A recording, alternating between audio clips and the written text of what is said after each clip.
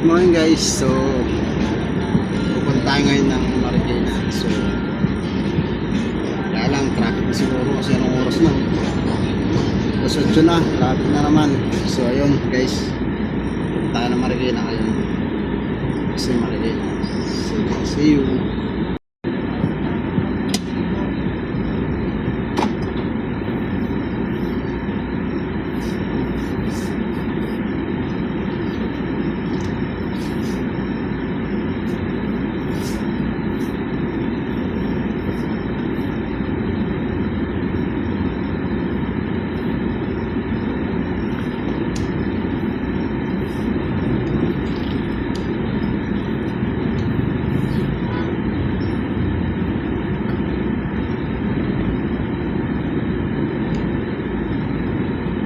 Ay, simbahan?